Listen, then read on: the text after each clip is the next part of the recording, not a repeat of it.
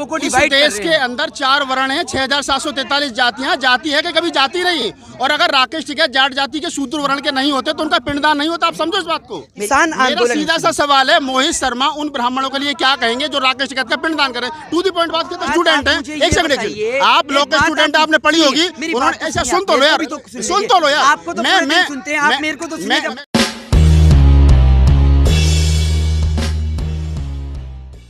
कोई भी आंदोलन हो देश में, एनआरसी का आंदोलन हो, मनीषा वाल्मीकि का आंदोलन हो, चाहे किसानों का आंदोलन हो, और मोहित शर्मा हर आंदोलन में पहुंचते हैं। मोहित शर्मा बिना किसी भूमिका के, पहला सवाल जी, चारों बॉर्डर पर जा रहे हो, रोज जा रहे हो, कमाते कहाँ से हो, खाते कहाँ से हो, अगर यही काम करते हो तो? देखिए जी, मैं लॉ का स्टूडेंट हूँ। आज सारे प्रश्नों का जवाब, मैं लॉ का स्टूडेंट हूँ, स्टडी करता हूँ, ठीक है।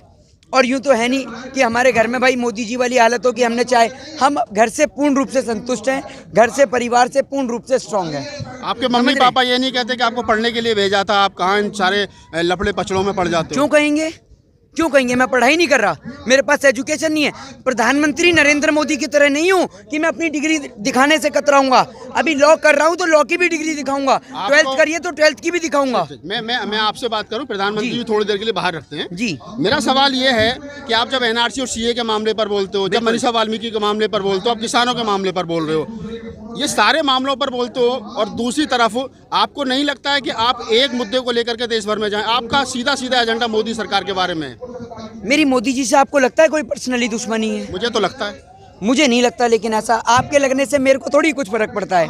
देखिए मैं आपको बताता हूँ, मेरे पास और भी बहुत सारे काम हैं जिनके अलावा मोदी जी। फंडिंग कहाँ से होती है? किराए के पैसे कहाँ से आते हैं? पहनने के पैसे कहाँ से आते हैं? ये मेरे सवाल नहीं है, लोगों के सवाल है कि मोहित शर्मा चारों बॉर्डर पर जा रहे हैं, पैसा कहाँ से आ रहा है? मेट्रो के कार्ड के लिए, गाड़ी के लिए, ड्राइवर के लिए पैसा कौन दे रहा है? कांग्रेस दे रही है या दूसरे संगठन दे रहे हैं? अभी भी मेरी जेब में 1000, 2000, 2500 रुपए मेरी जेब में अभी भी। आ कहाँ से रहे? एक मिनट, मेरे मोदी जी की तरह भीख तो मांगी नहीं है मैंने 35 साल। मेरे घर परिवार वाले लोग देते हैं, मेरे पास हैं पैसे। आपकी तरह थोड़ी मैं कि प्रधानमंत्री ने कहा कि 35 साल भीख मांगी लेकिन किसी ने देखा नहीं, मैंने चाय बेची लेकिन किसी ने देखा नहीं। भाई मेरे घर वाले देते हैं, मैं स्टडी करता हूँ, सेविंग्स करता हूँ, कोर्ट में इंटर्न चल रही है मेरी। आपकी तरह थोड़ी कि प्रधानमंत्री की तरह कि जो मुंह में आया वो बकते चले गए। स्टडी करते हैं, पैसा आता है, सेविंग्स हैं। सुन लिया आपने? आप लोग तो सोचेंगे कि किसान आंदोलन में आ रहे हैं, चश्मा लगा रहे हैं, जैकेट पहनने हैं, शूज पहनने हैं, ब्रांडेड शूज पहनने हैं, कहाँ से आ रहा है? अरे भाई हमारी फैमिली फुली डेवलप्ड फैमिली है हमारी। फैमिली बैकग्राउंड क्या है मोहित शर्मा? तो आपको फैमिली के बारे में क्या बताऊं मैं? आप बता रहे हैं ना फैमिली का, मेरी हाँ तो फैमिली में मेरे फादर का बिजनेस है मेरे फादर का, और देश में आज़ादी है राइट टू स्पीच की। एज अ लॉ स्टूडेंट मैं आपको बता दूं, अभिव्यक्ति की आज़ादी है। मेरा एक और दूसरा सवाल है, उसका जवाब आप दें। एक तरफ इस देश का ब्राह्मण जो है वो क्या नाम है, राकेश टिकैत का पिंडदान कर रहा है, और दूसरी तरफ आप भी उसी कम्युनिटी से आते हैं, आप उनके प्रवक्ता के रूप में काम करें। उन ब्राह्मण के लिए क्या कहोगे जो राकेश टिकैत का पिंडदान कर रहे हैं? देखिए सुनिए, पहली बात मैं आपको बताऊं कि वो आप अगर कम्युनिटी वाइज बात करेंगे ना, क्योंकि मैं सिर्फ देश में एक ही कास्ट रिलीजन, आप एक बात सुनिए, उत्तर प्रदेश के अंदर अगर आप देखें या और भी जगह पे देखें तो ब्राह्मण भी विरोध कर रहे हैं। उत्तर प्रदेश में सबसे मैं उन ब्राह्मणों के बारे में पूछ रहा हूँ जो राकेश टिकैत का पिंडदान कर रहे हैं, उनके बारे में आपका क्या विचार है? देखिए वो हमारे ही भाई हैं। जो आज आपके नेता का जो लोग पिंडदान कर रहे हैं, जो सनातनी परंपरा के विरोध में, वो आपके भाई कैसे हैं? तो आप मेरी बात तो सुनिए, पूरे देश में हमारे सभी भाई हैं, ठीक है? वो भले ही हमारे दुश्मन हो, चाहे हमारे में मतभेद हो सकता है, तो मोदी जी भी आपके भाई हैं? नहीं, फिर तो मोदी जी भी आपके। मेरी बात आप बात सुनेंगे? Let me complete this sentence, सुनिए। वो हमारे भाई हैं जो राह से भटके हुए हैं, समझ रहे हैं? देर आएंगे लेकिन दुरुस्त आएंगे, समझेंगे। कुछ अभी भाई आपने देखा कि वो भी नाराज थे कि उत्तर प्रदेश में सबसे ज़्यादा अगर हत्या हो रही थी तो वो ब्राह्मणों की हो रही थी, ठीक है? तो उन्होंने भारतीय जनता पार्टी का दामन, यही नाराजी भी। अरे आप सुनिए, जब आप आसाराम को भी ब्राह्मण बताने लगे, जब आप राम रहीम को भी ब्राह्मण बताने लगे, जब आप नित्यानंद को भी, चिन्मयानंद को भी, जब आप ये समझिए कि और तमाम जो भगवा धारण कर ले वो ब्राह्मण है क्या? और सुनिए, मैं तो जाति की बात कर रहा हूं, मैं तो जाति की बात करते हैं जाति की। अरे भाई सुनिए, आप मेरी बात सुनिए, आप मेरी नहीं, मैं आपको जवाब, मैं पहले बोलूंगा तभी मैं सुनूंगा, अब पहले मैं बोलूंगा तभी मैं सुनूंगा। आप अमेरिका का एक नागरिक आता है, उससे आप एक अमेरिका का एक नागरिक आता है, उससे आप पूछते हैं तो वो कहता है कि आई एम अमेरिकन, ठीक है। एक चाइना का एक बंदा आता है तो वो कहता है आई एम चाइनीज, एक जापान का आता है तो कहता है आई एम जापानीज। तो I am Indian, I am not caste religion. आप क्यों कास्ट एंड रिलीजन के आधार पर भाई साहब, लोगों को इस डिवाइड कर देश रहे के हैं? अंदर 4 वर्ण हैं, 6743 जातियां, जाति है कि कभी जाति नहीं। और अगर राकेश टिकैत जाट जाति के शूद्र वर्ण के नहीं होते तो उनका पिंडदान नहीं होता। आप समझो इस बात को। मेरी बात सुनिए, जाति में आप लोग बिलीव करते होंगे, मैं ये नहीं जानता करता हूँ। भैया, नहीं, मैं नहीं, तो आप सवाल ही नहीं करते। किसान मेरा आंदोलन, सीधा सा सवाल है, मोहित शर्मा उन ब्राह्मणों के लिए क्या कहेंगे जो राकेश टिकैत का पिंडदान करें? टू द पॉइंट बात खत्म। मैं उनसे ये कहना चाहूंगा कि वो जो हमारे भाई हैं जो राहत से भटके हुए हैं, वो एक बार इस किसानों के तीनों कृषि काले कानूनों को पढ़ें। और सुनिए, वो कृषि कानून का विरोध या समर्थन नहीं कर रहे हैं। वो सिर्फ ये कह रहे हैं कि राकेश टिकैत ने ये टिप्पणी करी मंदिरों के बारे में कि उन्होंने मंदिरों के यहाँ आकर के लंगर क्यों नहीं लगाया, इसलिए ब्राह्मण विरोधी हो गए। और उन्होंने एक सेकंड, उन्होंने क्या नाम है, पिंडदान कर दिया। उन्होंने जो है वो एक राजस्थान में सभा करके कहा कि जाटों ने जितना चंदा दिया वो ले जाए यहाँ करके। तो अगर यही बात है तो मेरा ये कि जाति से जुड़ा हुआ सवाल है, इसलिए मैं पूछ रहा हूँ आपसे कि मोहित शर्मा भी ब्राह्मण है और वो भी ब्राह्मण है जो जाटों को चंदा वापस कर रहे हैं, जो जाटों का पिंडदान कर रहे हैं। तो आप अपनी जाति के लोगों को क्या समझाने की कोशिश करोगे, क्या कहोगे? एक तरफ आप फिर वक्ता बन रहे हो और दूसरी तरफ आप ही की जाति के लोग हैं जो क्या नाम है राकेश टिकैत का पिंडदान कर रहे हैं, जो सनातनी परंपरा के विरोध है। देखिए, मैं आपको एक बात सीधे तौर पे समझाऊं, मैंने नर्सरी से लेकर आज मैं लॉ कर रहा हूं, लेकिन आज तक मेरे जीवन की पूरी स्टडी के अंदर मेरे को एक नहीं 1000 गुरु मिले, लेकिन आज तक किसी गुरु ने मुझे जाति के बारे में नहीं पढ़ाया। सुनिए, जाति के बारे में, धर्म के बारे में नहीं पढ़ाया। और जवाब नहीं दे रहे हो मोहित आप। नहीं जवाब दे रहा हूँ। वो सभी मेरे से उम्र दराज हैं, मेरे से उम्र में बड़े हैं, ठीक है। लेकिन मैं उन्हें यही कहना चाहूँगा कि आपको अगर किसी एक व्यक्ति विशेष से आपत्ति है तो आप उस व्यक्ति विशेष से आपत्ति रख सकते हैं, समझ रहे हैं। लेकिन आप उसके चलते अगर आप किसानों से बैर लें तो वो सरासर गलत है।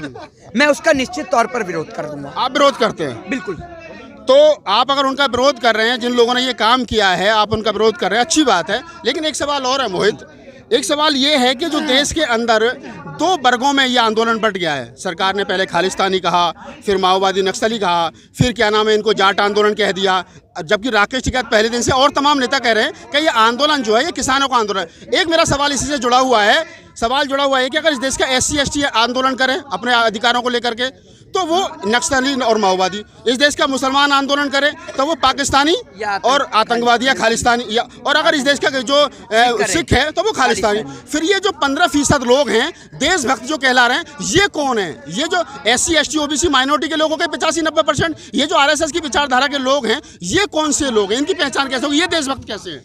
देखिए, जो आपने भी बात करी ना SC और ST की, एक मैं आपको एक बात बताऊं, सुनिए।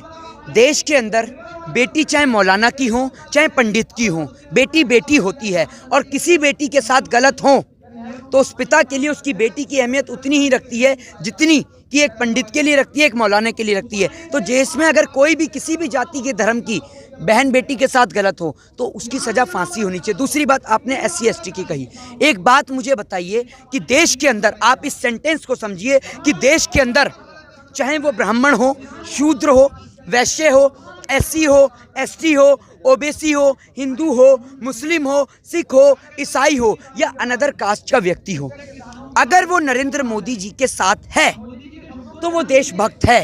अगर वो भाजपा समर्थक है तो वो देशभक्त है। मैं ब्राह्मण हूँ, मैं भाजपा समर्थक नहीं हूँ तो मैं देशद्रोही हूँ। लेकिन अगर मैं ब्राह्मण हूँ, आप कांग्रेस समर्थक हैं? सुनिए, अगर मैं ब्राह्मण हूँ, कांग्रेस समर्थक हैं? फिर अब क्या मैंने कहीं टैग लगा रखा है? आपने कहा मैं BJP समर्थक नहीं हूँ, तो फिर किसके समर्थक हैं?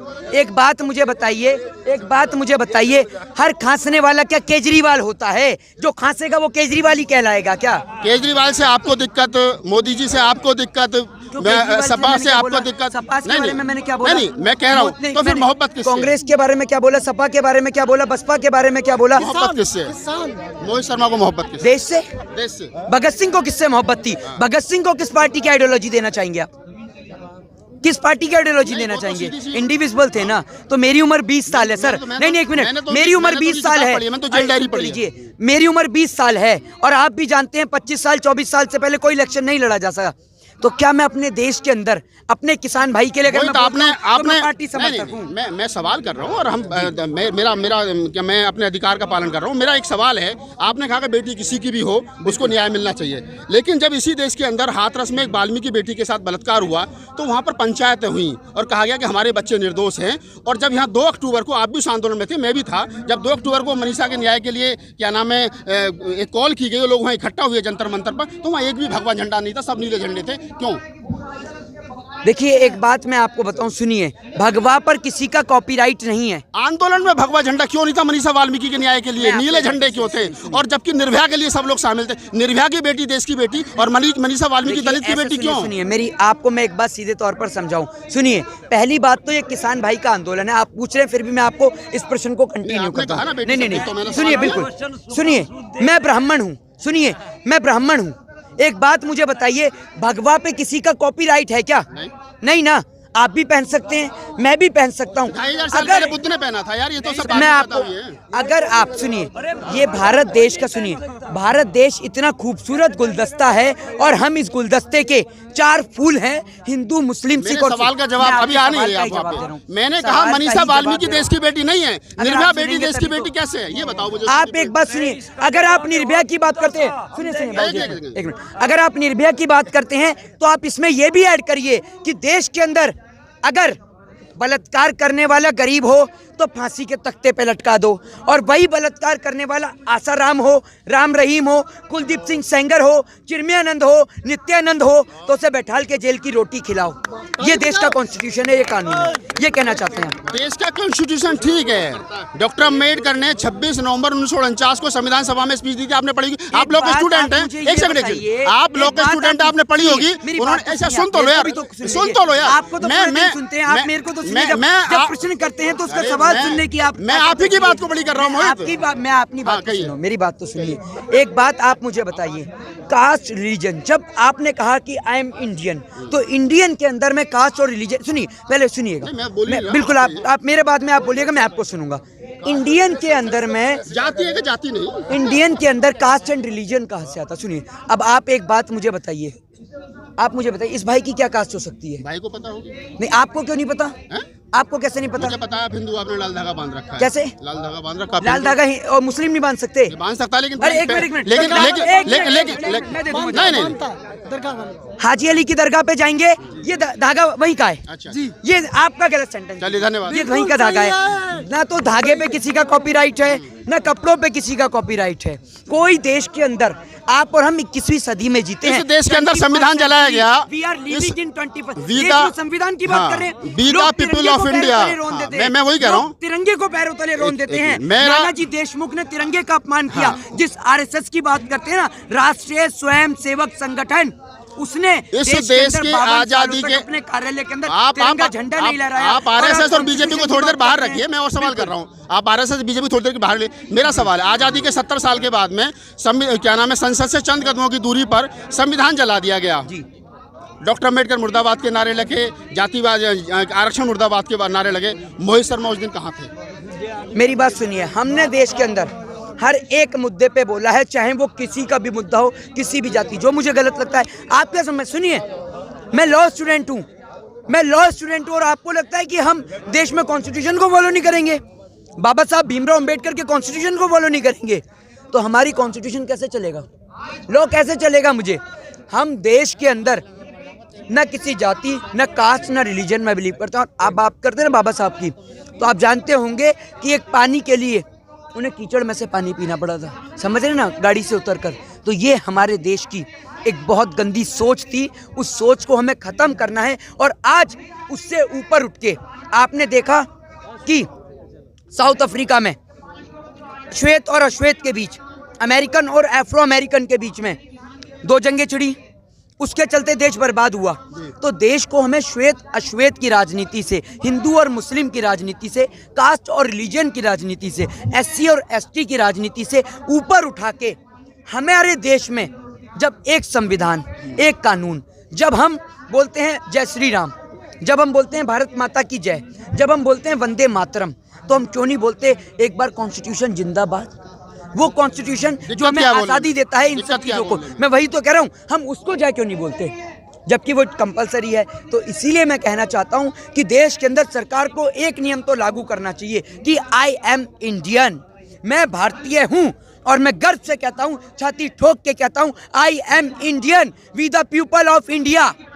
और मुझे गर्व है अपने आप को इंडियन कहते हुए। चलते चलते आखिरी सवाल है, चलते चलते आखिरी सवाल है मोहित, आप बहुत अच्छा बोलते हैं, लोग आपकी फैन फॉलोइंग बहुत अच्छी है, इसलिए मैं भी सोच रहा हूँ कि आपकी तरह मैं भी थोड़ा सा पॉपुलर हो जाऊँ आपसे बातचीत करके। और मेरा एक अंतिम सवाल है, और अंतिम सवाल ये है कि जब संविधान सबको बराबरी का हक दे रहा है, संविधान में सबको, बाबा साहब डॉक्टर अम्बेडकर ने कहा है कि समता, मैत्री, करुणा, भाईचारे पर संविधान आधारित है, फिर ये जो लोग संविधान को जला रहे हैं, जो लोग संविधान को नहीं मान रहे हैं, जो लोग जातियाँ ढो रहे हैं, जो लोग जाति के आधार पर एक दूसरे को छोटा बड़ा कह रहे हैं, जो लोग वर्ण व्यवस्था में बटे हुए हैं, जो लोग 6743 जातियों में बटे, उनके लिए मोहित शर्मा का क्या जवाब है? अगर ये देश में संविधान को नहीं पढ़ेंगे तो हिंदू और मुस्लिम के नाम पर हिंदुओं में बंटवारे की राजनीति कैसे करेंगे, वोट बैंक कैसे प्राप्त करेंगे मेरे भाई? ये सारा खेल इस कुर्सी का है, जिस कुर्सी के चलते देश के नेता एक भाई को दूसरे भाई से लड़वाते हैं। जो नियम, सुनिए, जो नियम अंग्रेजों ने अपनाया, डिवाइड एंड रूल, उन लोगों के लिए सिर्फ एक चीज है, वो है जूता। चलिए फीते वाला पहन। चलिए अब मैं इस वार्ता को कंप्लीट कर रहा हूँ, और मुझे सिर्फ एक सवाल का जवाब एक लाइन में दे दो कि राकेश टिकैत के ये कहने के बाद में कि हम कोई कृष्ण जी के दुश्मन थोड़ी, एक भंडारा पंडित जी भी लगवा दो, उसके बावजूद भी किसी मंदिर ने एक भंडारा नहीं लगाया, क्यों नहीं लगाया?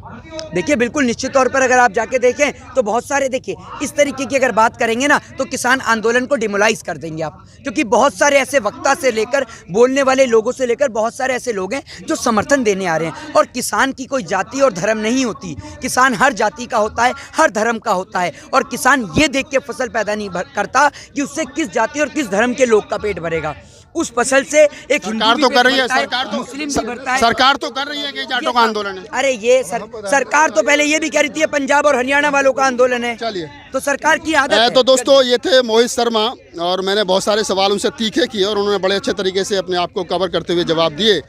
उम्मीद है कि जो एक आरोप लगता है कि यहाँ जितने ब्राह्मण वक्ता घूम रहे हैं, ये दिन में यहाँ जो है वो रहते हैं और रात को आरएसएस को कॉल करके ये बताते हैं कि पूरे दिन यहाँ हुआ क्या है।